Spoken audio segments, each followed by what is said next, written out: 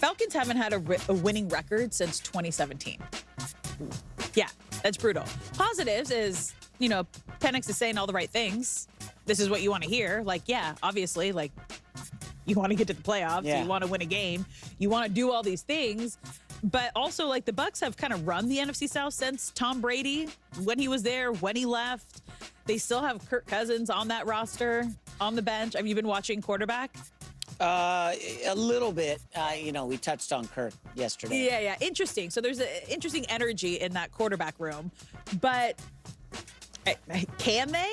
Will they return to the playoffs? I think they win the division. You think they'll win over the Bucs? Bucs just brought everybody back. They did, except, And they took less money to bring everybody back. Like we were talking about, if you want to maintain the guys on your team, no matter what sport you're in, you're going to have to take less money. They literally are like doing the Tom Brady Patriot way is what the Bucs are doing. Except they lost their OC, Cohen, and he's really good now. I know Baker's dealt with that before. Yeah. I'm just looking at the Falcons' defense. They got a pretty nice defense.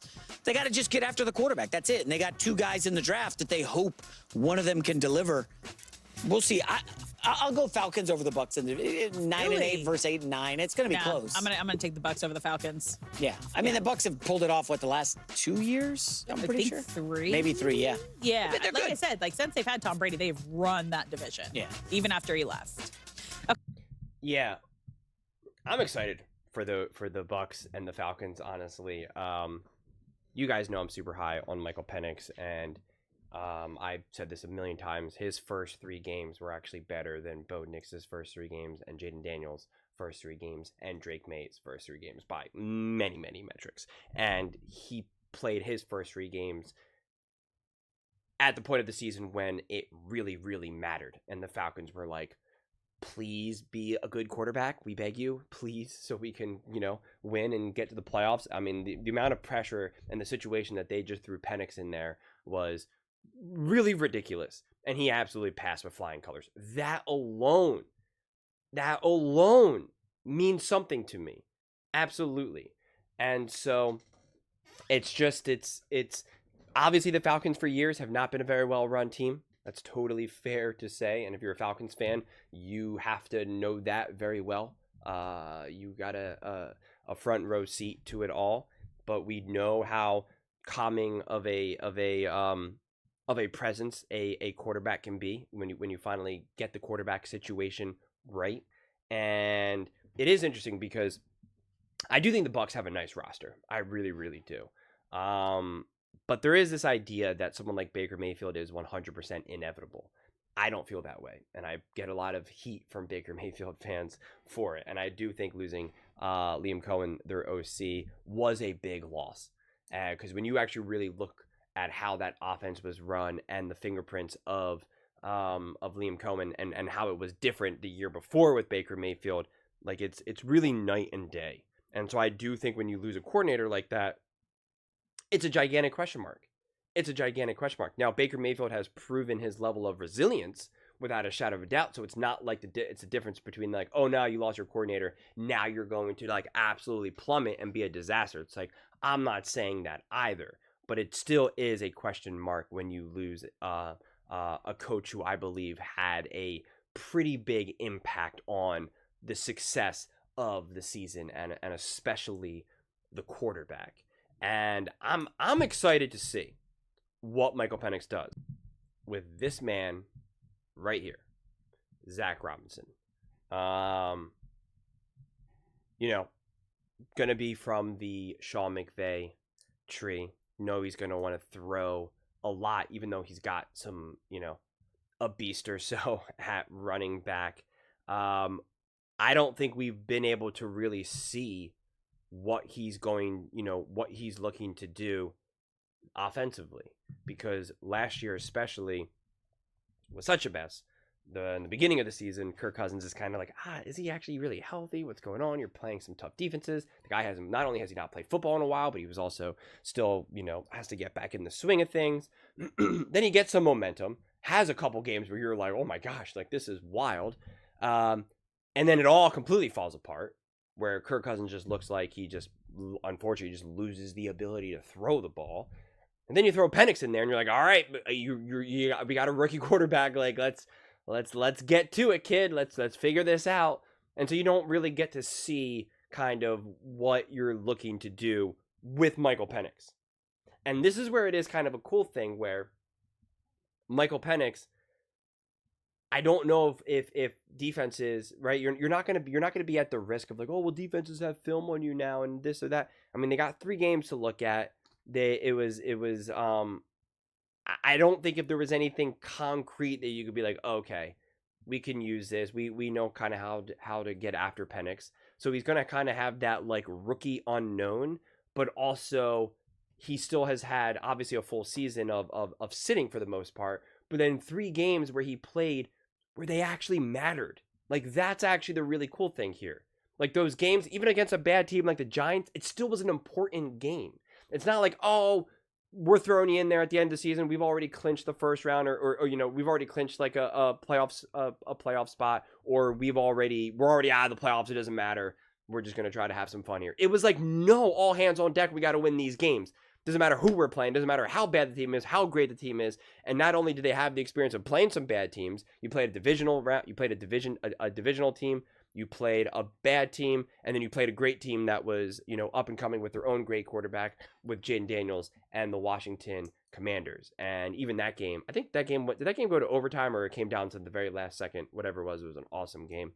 And so you got some really accelerated experience, but yet not a lot of people got to see it, except for the Falcons internally. And so I see that also as a pretty interesting advantage. And although I'm not the biggest believer in like kind of a sophomore slump, especially when you are attached to a well-run team with a good coaching staff and especially an offensive coach, I would definitely be a little bit more concerned of that type of issue if it's like coordinator who I don't have the confidence in just yet, or you have a defensive head coach and the coordinator, whatever that situation might be. And I just think that Penix has been able to kind of get a pretty fascinating blend of getting to chill, getting to sit, getting to learn, clearly going to be the quarterback in waiting. Like that much was obviously very clear.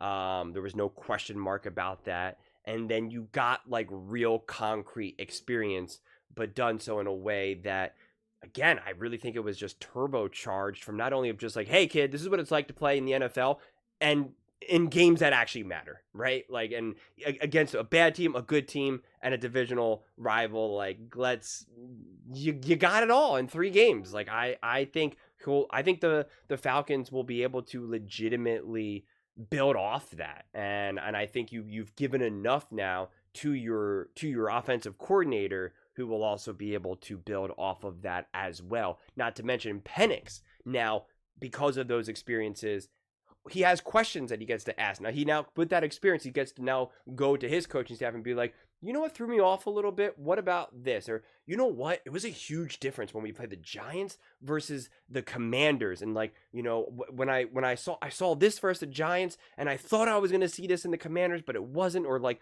the Commanders were really fighting for their seeding. And the level of intensity was really different. And then you learn the lesson of like, oh yeah, just because it's the NFL doesn't mean that each game is the same level of intensity and blah, blah, blah, whatever it may be. It's just like even some of the little things that aren't even traditionally X's and O's. It's just like he has that experience now that he then gets to absorb himself, but then also relay to the coaching staff. And it becomes this positive feedback loop. It's why experience is incredibly important. So I don't know, man. I still remain pretty high on the Atlanta Falcons and Michael Penix Jr., but I still don't have 100% confidence in how this team is run and coached though. So that's still what makes me like a little bit more kind of like, I still do got to see some games playing. I got to see what they look like when Michael Penix obviously goes up against some roadblocks and this team goes up against some adversity. Like I still don't have the 100% confidence in that, because they've given me no reason to believe in them, quite frankly. And it's like, you got to show me before I kind of start planting my flag confidently. I don't like to look foolish here, so I'm okay kind of waiting, but I will plant the flag and say I am a believer in Penix, and I I mean, every Falcons video that I make, I just always keep saying again and again and again how much Penix really, really did impress me, especially when you factor in the actual situation and environment that he was thrown into. So it makes it even more impressive to me than what he did. But those are just my thoughts. I'd absolutely love to hear yours. What do you guys all think about Michael Penix Jr. saying that he wants to make the playoffs? That is what will make a successful season for the Atlanta Falcons. And do you think he can return this team back to form, back to being Super Bowl contenders like they were back, I guess nearly a decade ago at this point? Kind of crazy to say that out loud. But let me know in the comments below. I read every single comment. So whether you agree with me or disagree with me, either way, let's get in some discussions. Let's get in some fights. But ultimately, let's just have some fun. And please do consider subscribing. We're building an amazing community here, and I absolutely love to see you part of it. I want to build something that we all genuinely feel connected to, something that we're really excited to be part of. I think we're all on our way to doing it. Please don't forget to give this video a thumbs up, because it really does help with the visibility and the algorithm. Thank you so much. See you next time.